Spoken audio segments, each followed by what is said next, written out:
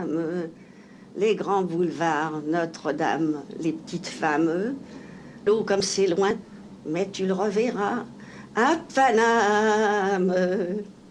Ça m'émeut toujours, ces chansons de cette époque. C'est très bien. Arletty, 15 premières. Alors, qui êtes-vous, Madame Arletty, dame blanche ou femme en noir? Qui es-tu, Léonie Batia, alias Arletty, qui pousse tes premiers vagissements le 15 mai 1898 à Courbevoie? Entre ton père ajusteur et libre penseur et ta mère lingère à l'humour cinglant. Souvent chez nous, elle s'appelait. Et alors, je la voyais naturellement gonflée, elle était enceinte. Et alors, moi, je me permettais devant mes parents de dire, dites donc, quand est-ce que vous allez vous dégonfler? Et mes parents me laissaient dire des trucs comme ça. Et je crois que c'est pas si mauvais de laisser dire des trucs comme ça aux gosses.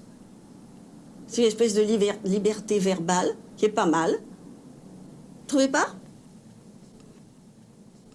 À l'école communale, Moi, je sors en effet du peuple, mais je le dis avec fierté que je sors du peuple. C'est un honneur pour moi, vous comprenez? Et quand on me parle, j'entends dire des gens, tu sais, mon père était un ouvrier, et moi je sors d'un ouvrier. Qu'est-ce que ça veut dire? C'est infamant pour les ouvriers. C'est dégoûtant. Moi, je suis très fière de sortir d'un milieu du peuple. Il est facile d'aller voir où je suis née, 33 rue de Paris, au fond du couloir, sur une cour, qu'on aille voir. Elle n'est pas encore démolie, on va la démolir, la maison. Eh bien, j'étais heureuse dans cet endroit. Alors, ces histoires de maman faisait de la dentelle, papa était mécano, mais qu'est-ce que ça veut dire? Ça veut rien dire du tout et c'est insolent pour le peuple. Vous avez connu quelqu'un qui n'a pas revu Paname? Oui. C'est vrai. Premier amour. Alors ça, oui, il avait des yeux d'un bleu extraordinaire. Oui, c'est ça, hein. Les ciels. J'étais pas la seule. Et c'était juste avant la guerre. Il est mort le premier jour de la guerre. Premier jour de la guerre. Tu le reverras, Paname, Paname, Paname. Alors là, tout a changé. On a été chassés d'où nous étions, avenue de la Défense, dans l'usine. Et puis, ma mère et moi, ma mère a commencé la première, je suis allée avec elle dans une usine chez Darac. Vous avez travaillé en tourner usine? des obus. J'ai travaillé chez Darac. Avec ma mère, elle y allait seule, et puis moi, après, je suis allée avec. Elle s'est faite toute seule, Arletty. Elle a travaillé en usine, comme moi aussi. On a connu l'usine, tous les deux, et puis les durs pavés de Paris, des débuts difficiles. On ne mange pas tous les jours à sa faim. après avoir tourné les obus, Léonie se fait embaucher comme sténodactylo.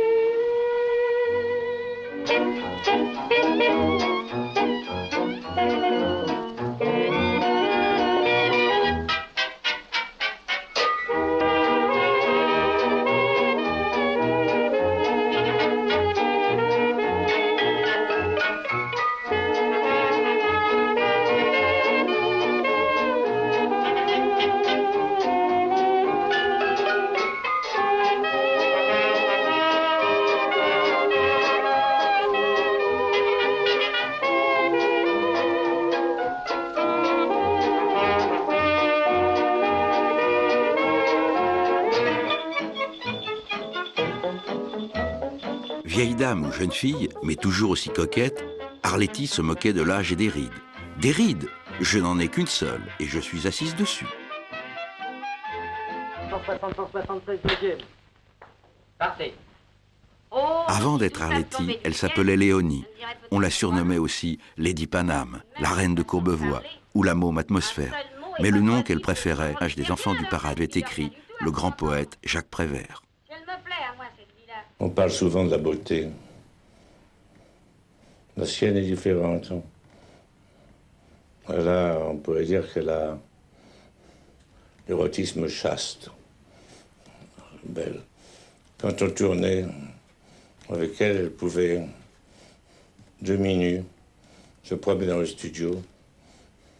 Personne n'avait envie de faire une fine plaisanterie gauloise.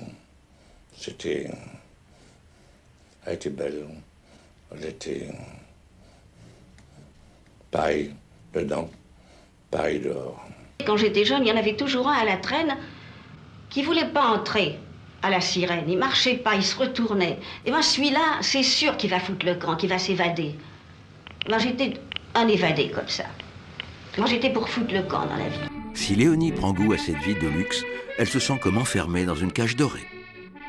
Héron avec Edith, son Pygmalion qui espérait en faire une femme du monde, Léonie s'est envolée vers la Madeleine, où le grand couturier Paul Poiret, séduit par sa sveltesse, l'engage comme mannequin. On me trouve un minois mieux que joli, du moins on me le dit, et ce compliment me ravit. Il paraît que j'ai un petit accent, gentil, drôle et troublant, qui vaut un regard caressant.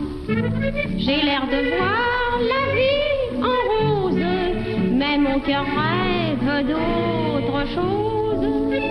Avec son mètre 70, ses 47 kilos et sa taille de guêpe, Léonie enchaîne défilé sur défilé. Oh pardon, dorénavant, elle se fait appeler Arletty. Léonie, ça faisait trop concierge, tandis qu'Arletty, ça sonne anglish.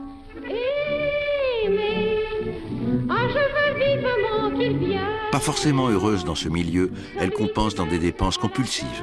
En quelques semaines, elle s'achète une trentaine de paires de autant que le baromètre de ses caprices. J'ai assez de rouge? Oui.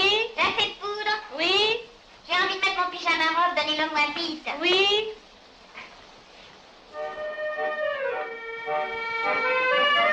Curieuse du Paris by night, elle butine un peu partout, multiplie les liaisons et les expériences pour se noyer dans les paradis artificiels. Coco, éther, opium, héroïne. Au bout de 6 mois, elle se regarde dans la glace. J'avais pris 10 ans et pas de poussée d'intelligence. J'ai compris. Du jour au lendemain, elle arrête tout, sans trop savoir où va sa vie. Je faisais rien. Je chômais. Et puis sur les boulevards, j'ai rencontré Paul Guillaume. Puis lui m'a suivi comme un jeune marcheur, si vous voulez. Vous savez, on suivait beaucoup les femmes à ce moment-là. Il m'a dit, vous devriez faire du théâtre. Je crois qu'il m'a dit surtout, vous devriez poser. Ma silhouette, j'étais mince, j'étais grande. Alors je riais en disant, non, non, non, ça ne m'intéresse pas du tout. Puis vous devriez, je sais pas, vous êtes mannequin. Non, non, c'était non à tout. Le music hall, c'était non à tout, ça ne m'intéressait pas.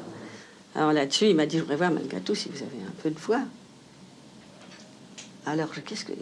Oui, c'est ça. Alors, comme je ne voulais pas le faire, on n'a pas peur quand on ne veut pas être dans quelque chose. Ça m'était indifférent. Puis vous savez, je chante comme ça, hein. Jamais chanté. Je dis, ça ne fait rien, il était très gentil. Montez, montez. Alors, il y avait le tapeur qui était là, un type excentrique. Et alors, il est très gentil, il me fait des accords, il me dit, qu'est-ce que vous voulez chanter? Oh, je ne sais pas, moi. N'importe quoi. Alors, je dis, It's a long way. Alors, je pars, je fais, It's a long way to Tipperary. It's a long way. Il m'a arrêté tout de suite, il a dit, vous êtes engagé.